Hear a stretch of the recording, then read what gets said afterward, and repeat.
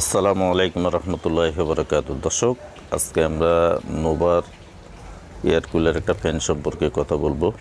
তো আগে একটা ভিডিও আমরা হিউমিডিটি পায়ারের দিয়েছিলাম, তো ওটা যে সাইজের ছিল এই ফ্যানগুলো তো সেম সাইজের মালটা। আমি একটু খুলে দেখলাম যে এটা সাইজটা কোনো হয়তো বা বড়ো কিনা, না হয় এটা এত পরিমাণ আপনার কুলিং বের হয় কিভাবে। তো আমি সব দিক বিবেচনা করে দেখলাম যে সাইজটা একই রকমের প্লাস একটু ভিন্নভাবে আর কি। ওটাতে দুইটা প্লাস মাইনাস দুইটা কানেক্টিং আছে, আর এটাতে কানেক্টিং ছাড়া একটু ব্লুটুথ ক্যাটাগরির। তো আমরা আজকে কী করবো, এই আইটেমটা দেখাবো আপনাদেরকে। প্লাস এটার একটা প্রবলেম আছে, এই প্যান্টটা আপনার যদিও আপনার ওল্ড ভার্সনের, নিউ ভার্সন একটা 24 সালে বের হয়েছে। তো এটা 24 সালে এটাও খুব ভালো চলতেছে, যদিও আমি প্যান্টটা একটু সস্তায় কিনছিলাম 12,000 টাকা দিয়ে মাস দেড়েক আগে। তবে বর্তমানে এটা এখন প্রায় আপনার 14,000 টাকার কাছাকাছি। এই যে এটা হচ্ছে আপনার সেই হিউমিডিটি পায়ার, যেটা আপনার একটু কসলেটস, এটা আপনার নিচে একটা ইয়ে আছে, এই যে এখানে এটা আপনার এই ইয়েটা লাগিয়ে দিতে হয় কোনো তার ছাড়া। নিচে আপনার এই 3.7 ভোল্টের একটা কানেক্টিং আছে, ওটার সাথে এটা অ্যাডজাস্ট হয়ে যায় অটো। এই যে আমি রেখে দিলাম, প্লাস আপনার উপরে শুধু এই নবটা লাগিয়ে দিলাম বাস। তো আমাদের এই ফ্যানটার একটা প্রবলেম হয়েছিল। প্রবলেমটা হচ্ছে এখানে পানিটা যায়, আপনার যখন আমরা চেম্বারটা এখানে লাগাই তখন এটা আপনার এই জায়গাতে পানিটা যায় আপনার উপরের দিকে উঠে। আর ওই যে খুঁটির মতন যেটা দেখা যাচ্ছে, এটা দিয়ে আপনার একটা কুলিং বের হয়, হাওয়া বের হয়। তো হাওয়াটা আপনার ফ্লেক্সিবল পাইপ দিয়ে উপরে যায়। তো এটা সার্কিট বোর্ডে একটা প্রবলেম হয়েছিল, এখান দিয়ে পানিগুলো গড়ে আসছিল তখন আপনার এই ডায়োডগুলো, যেগুলো আপনার সিরামিক ডায়োড, এগুলো আপনার একটু নষ্ট হয়ে গেছিলো। এটা হচ্ছে প্যানটা, এই যে আপনার উপরে এটা হচ্ছে হাওয়াই প্যান, এটা হাওয়াটা উপরের দিকে উঠায়। এই যে এটা আপনার কুলিংটারে উপরের দিকে ফ্লেক্সিবল ফাইবারের সহযোগিতা করে, যে উপরের দিকে হাওয়াটা তুমি উপরের দিকে উঠানোর জন্য। তো এটা উপরের দিকে উঠে, এটা হচ্ছে আপনার সেই প্যানটা। এটা আপনার 4.5 ভোল্ট ক্যাটাগরির। তো আমরা এটা হচ্ছে সার্কিট।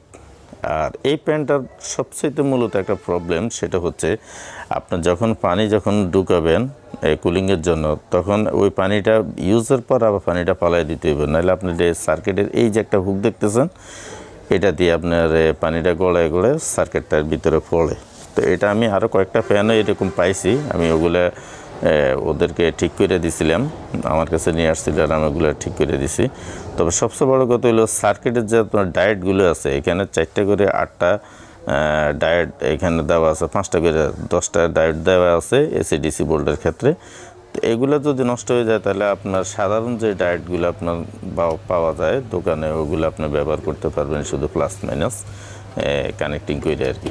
তো এখানে আমার একটা জিনিস কাটছে, সেটা হচ্ছে আপনার এখানে একটা ফিউজ ঠিক কেটে গেছে ডিসি বোল্টের একটা ফিউজটা আমরা এটা ঠিক করে দিছি।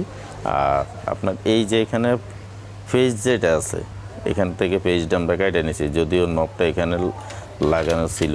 এটা হচ্ছে আপনার ডিসি সাপ্লাই, যেটা ডিসি সাপ্লাইটা আমরা এখানে পরিপূর্ণ করতে পারি না, যার কারণে আমরা ডিসি সাপ্লাইটার কী করছি, এখানে নবটা কেটে দিয়ে আমরা এখানে লাগিয়ে দিছি। আমি আগে প্রথমে দেখাই যে আপনার এটা হচ্ছে আপনার ফিউজটা, এই যে ফিউজটা এই রেড বাতির সাথে যেটা একটা সাদা আবরণ দেখা যাচ্ছে, এটা ফিউজ। তো আমরা ডাইরেক্ট ফিউজের পরিবর্তে একটা তার দিয়ে এটারে কানেক্টিং দিয়ে দিছি, এই যে তার দিয়ে একটা কানেক্টিং দিয়ে দিছি। সাথে আপনার এখানে আপনার ডায়োডগুলো, আমি আসলে এক হাতে ক্যামেরা ধরছি, যার কারণে আমি পরিপূর্ণভাবে হাত দিয়ে দেখাইতে পারতেছি না। তো এই যে এটা আপনারা সেটিং করে নেবেন, এই ডায়োডগুলো লাগিয়ে নিলে বাস মোটামুটি আপনার ডিসি কানেকশনগুলো এখানে দিয়ে দিলে আবার হয়ে যাবে।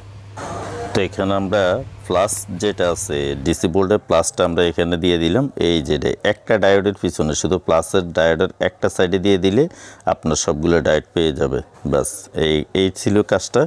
তো ডায়োডগুলো আপনার চেঞ্জ করতে পারেন, আর যদি না হয় তাহলে আপনি প্যারালাল করে ওটারে কাজ করতে পারবেন বোর্ডের ভিতরে। যদি দেন যে বোর্ডে লাগানোর মতন জায়গা নাই, তাহলে প্যারালাল করবেন। আচ্ছা।